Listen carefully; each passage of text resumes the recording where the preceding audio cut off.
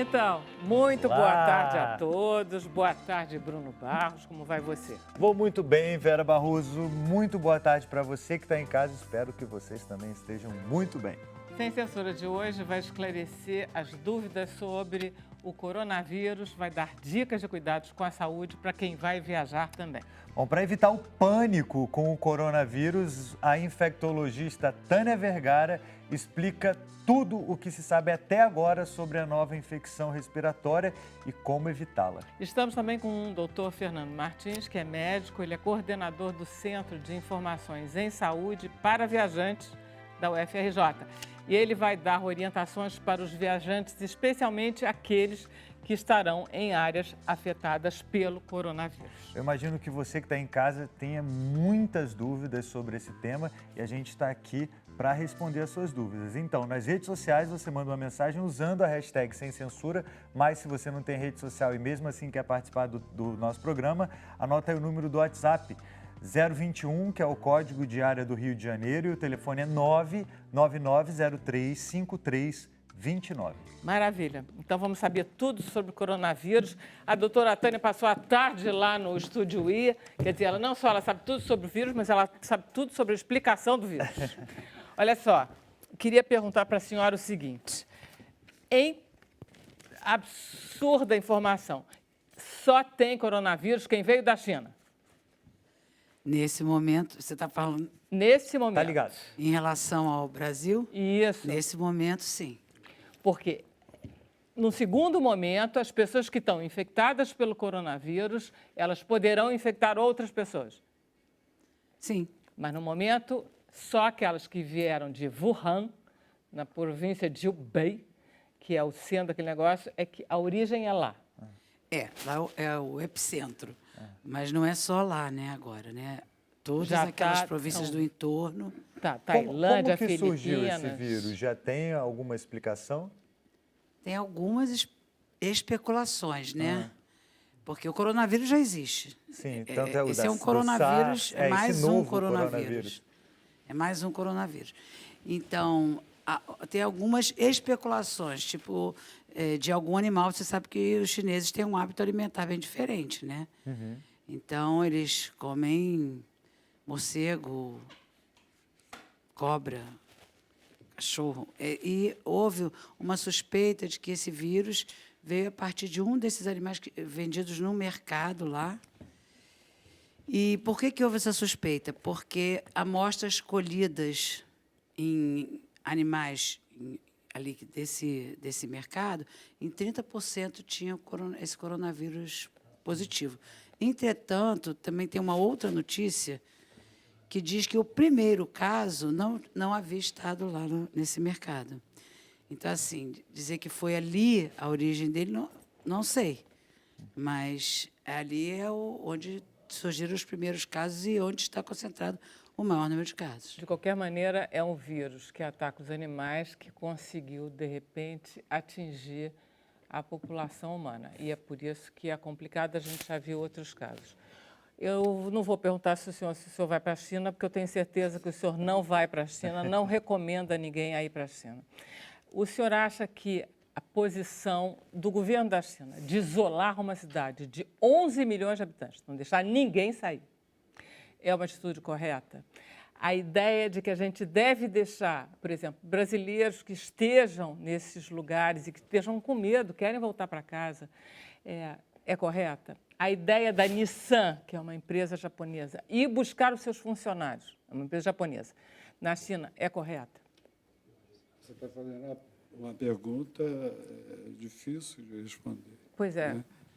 Porque Wuhan é uma cidade mais ou menos do tamanho de São Paulo. Então, o pessoal pensar, como é que você faria um isolamento de São Paulo? Né? Mas a República Popular da China tem um outro sistema de governo e eles conseguem fazer isso. Em um primeiro momento, isso certamente causa algum efeito que evita a circulação das pessoas, né? Eles têm sistema de transporte muito bom, têm trens excelentes, rápidos, E eles estão tentando segurar a circulação. Segurar a circulação de pessoas, segurar a circulação do vírus. Não é uma receita que você pode aplicar e deve aplicar em todos os casos, né? Agora, quanto à repatriação das pessoas que estão lá, Isso. novamente é um negócio complexo. Isso. Porque você imagina, você é brasileiro de qualquer nacionalidade, está numa cidade que está isolada, né, e as ruas são desertas, está tudo deserto, é difícil você sair, comprar as coisas. Eu sei que o Itamaraty, ele diz que está atento a isso, mas é uma operação complexa. Os Estados Unidos estão Repatriando. O Japão está repatriando e a França também está repatriando. Mas eles têm um outro peso, inclusive econômico, né? E eles têm, inclusive, talvez situações mais de isolamento, consegue levar um avião, isolar. Não, e coisas, tem a né? questão estrutural também. Eu vi que o aeroporto de Londres tem já um terminal exclusivo para os voos que vêm da China, com um equipamento para aferir temperatura, para ver se a pessoa tem a possibilidade de estar em estado febril. Aqui a gente não tem isso, né? Olha só, essa questão de você preparar a estrutura do país, a gente teve uma excelente oportunidade para isso, porque tem algumas semelhanças com a síndrome respiratória aguda grave. 2003, SARS, né? 2002, 2003. Né? Eu lembro, não basta, por exemplo, você dizer assim, faça-se isso. Você tem de ver se a estrutura que você tem disponível está preparada para fazer. Eu lembro, é incrível, mas eu me lembro muito bem da época. Participei, inclusive, de reunião do Ministério da Saúde. Foram designados 2 hospitais de referência aqui no Rio. Nenhum dos 2 tinha como fazer radiografia simples de tórax naquele momento. Então, não dá para avaliar a situação dos doentes. Não basta você ter um organograma, você tem de verificar se... Você tem uma infraestrutura suficiente. Exatamente. Isso nos coloca, doutora Tânia, numa situação de fragilidade em relação ao vírus. É possível que esse vírus, evidentemente que os vírus hoje em dia são todos planetários, não adianta. Pode começar na China, pode demorar, mas eles acabam, né, no mundo inteiro. Isso nos incapacita, de repente a gente pode se deparar com uma epidemia de coronavírus aqui? Bom, não pela incapacitação ou pela incapacidade. A gente pode se deparar com essa epidemia. Porque o vírus é muito poderoso. Ainda vai entrar no carnaval, né? Tá. A gente está numa época... de muita circulação. Por que teve essa dificuldade, né, de se conter? Uma das razões lá na China é que eles estão no Ano Novo Chinês. É o maior movimento migratório do mundo. Tá. É um feriado que dura uma semana, 2 semanas antes eles já começam a locomover, 2 semanas depois também. Então, essas pessoas circulam muito e pegam a mesma coisa que é o carnaval. Então, que o carnaval vai ficar cheio de gente, é mais difícil, Agora, eu não acho que a gente não esteja capacitado, mas a gente precisa estar muito bem organizado, principalmente nós aqui no Rio, que é uma realidade. Por que principalmente? Porque o Rio está numa situação caótica de saúde. Entendi. Muito caótica. Tá. Então, a gente tem porque o Rio não é mais a principal porta de entrada do turismo brasileiro, São Paulo, então... mas nesses momentos de carnaval e Ano Novo, o Rio... Tem um certo protagonismo. Concentração de pessoas, eu acho que para essa doença é o cenário Vamos falar pior. um pouquinho dos sintomas, de como o contágio é feito? Porque é eu acho que a gente está sabendo muito pouco. Então. Só você Fala assim. Permite uma observação. Você falou que o vírus se espalha no mundo inteiro. A gente tem, em 2018... 1 bilhão e 400 milhões de pessoas fizeram viagens internacionais. Né? O Brasil recebeu aí 6 bilhões e 400 mil, que é um número, em termos de turismo, até baixo. Muito baixo. 80 milhões vão à França todo ano. Pois é. mesmo com esse número pequeno, e é pequeno por várias razões, né, a gente tem sempre a possibilidade. Você hoje consegue chegar em qualquer lugar do mundo em 36 horas. 36 horas é o período menor do que o período de incubação da maioria das doenças. Então tá. Vamos lá, então, falar do coronavírus. Ele é um vírus aéreo. Como é que a gente pega? Quanto Como é que a tempo gente incuba? evita Quais são pegar? os sintomas? Vamos lá. Então, a gente vai ter que dividir a atual definição, né, que vai definir um caso suspeito. Então, para começar, caso suspeito tem que ter febre ou tem que ter sintomas respiratórios e ter contato comprovado com alguém com diagnóstico de coronavírus. Essa definição não é minha. Tá. É a definição aceita nesse momento. Que é o caso da jovem que está internada em Belo Horizonte. Ela é um caso suspeito, porque ela veio de uma região com sintoma respiratório, com febre, então está como caso Está com suspeito. medo. aguardando o Tá resultado lá dos exames. isoladinha, ninguém toca nela. Isso. Vamos lá. Isso vai se transmitir de pessoa a pessoa por gotículas, porque você fala, né? Todo o ambiente está cheio de gotículas. Agora, se eu tosso, Mesma eu coisa. toquei no Fernando, acabou. Era o que eu ia te falar agora. Muito importante as mãos, porque as mãos pegam tudo que você se contaminou e passa em todos os lugares. Exatamente. Então, assim, a medida mais importante para a gente conter a disseminação desse tipo de doença é a lavagem das mãos. Ela ou- já deu um vidrinho para cada um de nós Ganhamos aqui. um presentinho aqui, ó, álcool Já gel. estamos aqui. O álcool gel resolve mesmo? Eu já ouvi falar que não resolve Resolve. tanto. Quer dizer, tem Ah, que, resolve. tem que Resolve. lavar É a mão porque- e mais álcool gel se não tiver. porque se passar assim, o álcool gel na pontinha do dedo para não estragar o esmalte, Aí não vale. aí pode não resolver. Mas Porque tá. eu lavo a mão só a Então tá. pontinha. Então ela pode atingir pela respiração, né, porque a respiração ela joga, e pelo contato. Com roupas também? Posso fazer uma observação? Claro. Pode?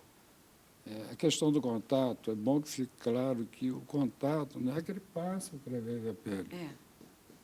Contato é porque você... Você contamina a pele da mão Isso. e toca nos Coça o olhos. olho. Passa no seu olho e passa na tal. boca, nariz. Nariz. Essa que é a Essa questão. questão. Quanto tempo vive o coronavírus fora aqui, ó? Então, a gente não sabe esse Não coronavírus quanto tempo vive. Esse coronavírus a gente Esse a não gente sabe. não sabe ainda. Essa é uma pergunta que está sendo feita. Tá, não, tudo bem, é Mas- só para... Aquelas coisas, né? A gente acaba descobrindo depois. A gente Isso- ainda não conhece eles, Não, né? às vezes nunca Exatamente, descobre, né? exatamente. A Às gente vezes ainda nunca não descobre. conhece. A gente só sabe isso. Da febre, às vezes, e é por secreção respiratória, etc. Agora, tem Qual uma é questão... o pânico pavor? Ah, Desculpe. a gente está A gente está assim, afinado. do Por pânico. que esse pânico todo? Porque ele é tão perigoso assim? Que mata, pode matar. Mas a gripe mata. Ah, mas tem que ter pânico para gripe também. Tá Vamos bom. incluir. Não, Tá mas na bom? verdade Eu tô na verdade topando. não tem que ter pânico para nada. Mas assim, a diferença, por exemplo, se entrar H1N1 hoje, a gente tem o que fazer em termos de medicamento. A gente tem medicamento eficaz, né? A gente tem uma estrutura para diagnóstico já toda montada em todos os lugares. Esse é um vírus que se adaptou, ele está novo. Você sequer tem meios diagnósticos eficazes nos lugares. E até este momento não tem nenhuma medicação que resolva. Como a gripe, dengue, né? como a dengue, mais ou menos. Mas A dengue é mais letalidade... conhecida. Não, você tem que ver assim, a letalidade. Tá. Né? Porque quando é que isso vai ser, por exemplo, o que a gente está aparecendo, pelos números que a gente tem até hoje, que ela tem uma letalidade em torno de 2%, 2,3%. Mas, assim, isso é dia a dia. Se você olhar os números, aumenta muito. Então, você vai fazer essa proporção. Quantos casos tem confirmados, quantos morreram, e você vai ver. A tendência é que essa letalidade diminua. Por quê? Porque as pessoas, inicialmente, quando vão procurar atendimento, elas já estão mais graves. Agora, com todo mundo já sabendo o que é, a procura do atendimento ela é antecipada. Então, você pode fazer as medidas de suporte. E Porque a maior evitar parte que- das pessoas vai evoluir de forma não grave, vai evoluir de uma forma leve. A maior parte, graças a Deus. Tá bom. E aquelas que evoluírem mais graves vão receber as medidas de suporte que podem ajudá-las a passar por essa fase mais grave. Tem fator Maravilha. de risco Posso ir também, pro né? intervalo? Pode, claro, vai. Não, eu vou para o intervalo, porque pediram para o intervalo. Vamos lá para o intervalo, rapidinho? A gente volta já já.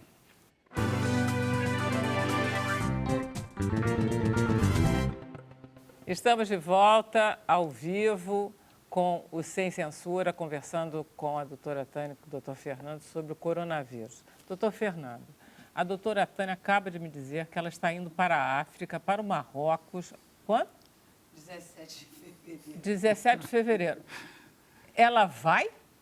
Olha só, medicina de viagem, aconselhamento de medicina de viagem é uma consulta médica, Tá, que dura, uma consulta sem nenhuma complicação, dura 1 hora. tá. E às vezes você tem de remarcar quando o roteiro é complexo, quando a pessoa tem doença de base. Então, dizer hoje para ela não viaje seria leviano. Eu acho que e medicina de viagem é um negócio que muda muito rápido, e principalmente nesse caso, muda muito rápido. Mas é porque ela não está ela não está num dos países que que tiveram manifestações do coronavírus. Todos aqueles outros países, tipo Coreia, Vietnã, Tailândia, Filipinas, que estão tendo casos da doença, o senhor recomenda uma viagem? Não, é porque o senhor é a pessoa que... É porque as perguntas não são tão simples quanto parecem. Olha só, você tem de distinguir 2 coisas, né? Você está tendo o caso da China continental e Hong Kong, Macau. Mas você teve caso na Alemanha, você teve caso na França, você teve caso no Japão, né? O simples fato de ter um caso no país não necessariamente diz que aquele país é um país com risco alto, né? Por quê? Você distingue 2 situações. Uma é a importação do caso, né? O paciente viaja, chega, o viajante chega, e aí ele pode desenvolver manifestação mais ou menos exuberantemente. Se o país tem um sistema de vigilância adequado, ele muito provavelmente vai conseguir detectar esse caso e dar o encaminhamento correto. Tá. Né? A Alemanha, aí, porque a síndrome respiratória aguda grave, que aconteceu em 2000... SARS, 2002, 2003, o último, depois de 2004 teve mais casos. Ela tinha uma letalidade, hoje a gente pode falar isso porque... Já passou? Já passou. Não é que não pudesse falar, é que não se sabia. Era que é proibido falar. Está igual hoje, você está... A gente não pode falar porque a gente não sabe. Não sabe, exatamente. A letalidade era em torno de 10%. Que é muito mais alta do que desse coronavírus, por enquanto. Aí, porque, na verdade, a gente só vai saber depois. Aí você poderia perguntar o seguinte, 2% é baixo? Não, é alto. Claro. 2% de 100 milhões... É muito alto. Eu queria pôr pergunta dos internautas aqui, rapidinho, porque os internautas estão participando. Não, peraí, deixa ela falar só uma coisa. Que a taxa de ataque é muito alta. O que é a taxa de ataque? É a capacidade de... Ele é um vírus muito agressivo, é isso que você está falando. A taxa de ataque dele foi bem alta agora no início, entendeu? Então, você tem que juntar coisas, não é só a letalidade, mas também a taxa de ataque, por exemplo. Bom, tem uma pergunta aqui interessante da Tânia Souza, tem 2 do Rio de Janeiro, e ela quer saber, eu acho tudo que ela está querendo saber é a questão da imunidade. Ela quer saber que se quem toma vitamina C ajuda no combate do coronavírus. E ela também quer saber, ela disse que toma vacina anualmente, vacina contra a gripe, e se de alguma forma ela está protegida. E aí? Para mim? Não, a vitamina C, eu desconheço algum trabalho científico que comprove que a vitamina C vai te proteger contra qualquer coisa. Inclusive, as pessoas tomam doses enormes que sai tudo no xixi depois. Jura?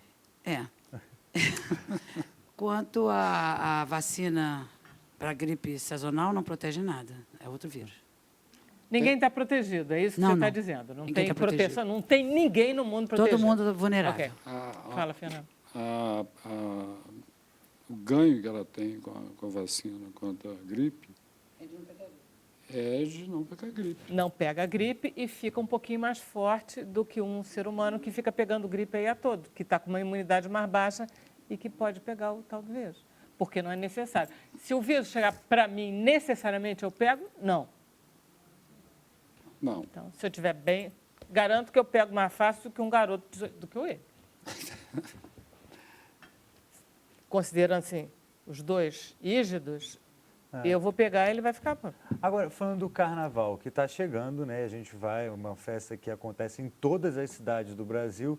Eu queria saber que a gente vai para a folia, além do álcool gel, como é que a gente pode se proteger? Sair de casa, existe essa proteção ou não? Se a gente vai para aglomeração de pessoas... Vamos falar como é que está o Brasil, então?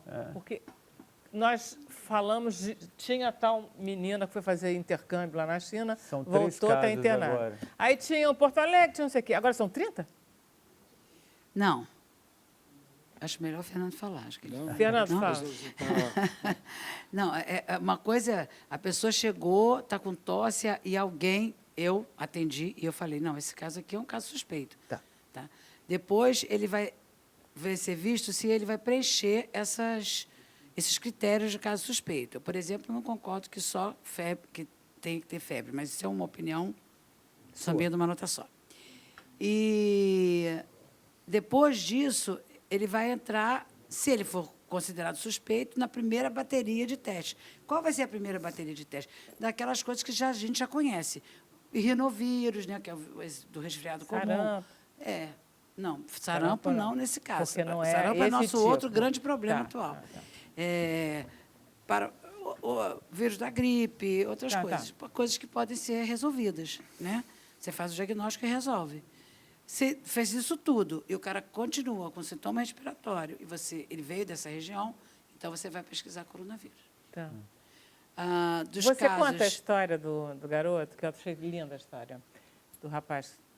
Quantos anos? 38 anos, eu não vou professor. contar. É anônimo. Não, eu posso contar anônimo, mas não vou dizer nem de total onde é. anônimo. Você não precisa dizer o estado. Vai, conta. Tá, Aí ele chegou... Um paciente que chegou e houve uma suspeita porque que pudesse estar contaminado, porque tinha tosse. E aí ele não entrou em casa, porque ele tinha 2 filhos pequenos. Ele foi direto ao hospital e ele estava bem, ele não precisaria ter ficado internado, mas ele disse que ele não voltava, Que lindo. que ele não ia para casa. E ele evoluiu bem, e já teve alta e não voltou para casa. E está com medo? Ele alugou um lugar para ele ficar, porque ele disse que viu muita coisa na China e que ele quer aguardar o resultado de todos os exames dele e o período de incubação passar. Então, mas é uma história bonita. Olha só, mas Tânia e Fernanda, a gente tem mais 3 minutos de programa. Eu queria que vocês selecionassem algum assunto que vocês achassem importante para a gente poder terminar o programa, vocês não tendo a sensação que a gente tocou muito levemente no assunto. Olha só,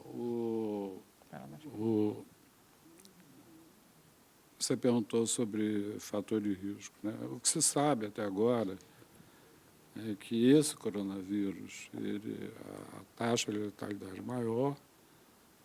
é maior em pessoas com mais de 75 anos. E pessoas com doenças de base, doenças cardíacas, doença pulmonar, imunodeficiência, etc, etc. Uma coisa que eu queria falar, para não tomar o tempo dela, é o seguinte: medicina de viagem trabalha com redução de risco. E a principal coisa para redução de risco é a informação, porque a propósito da situação que ela contou para a gente. Claro.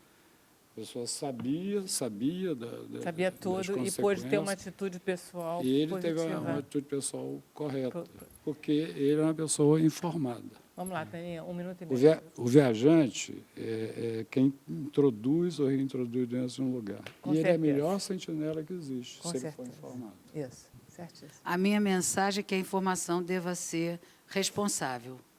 Então, fake news hoje é um desserviço, e a gente está tendo muito. Então, isso é uma irresponsabilidade, a pessoa devia se colocar no lugar dos outros. E o que nós... Está tudo muito transparente, porque a situação exige transparência. Então, o que a gente tem que fazer é as medidas de cuidado pessoal, que você tem que ter sempre, né? Sempre a higiene da sua mão, onde você vai botar a sua boca, né? Claro. Aquela coisinha de... Não gole da sua Coca-Cola, aquelas coisas assim que a gente costuma fazer. Então, eu acho que o país tem um preparo, sim, porque ele enfrentou H1N1. Não sei o quão ele vai encontrar dificuldades, mas preparado eu acho que a gente está, sim. Boa. Ah, que bom. Então, acho que a gente vai ficar atento. Sem pânico. E sem pânico, acho que da próxima vez que a gente se encontrar, vai ter um quadro um pouquinho mais definido. Não é não? Então tá, Bruno, Tchau, gente. A gente volta amanhã, mas a gente vai falar do Brexit e também vai falar toda essa polêmica aí envolvendo o príncipe Harry e a Meghan. Até amanhã. Tchau, tchau. Maravilha. A gente volta amanhã, 6 horas da tarde. Até lá. Boa sorte.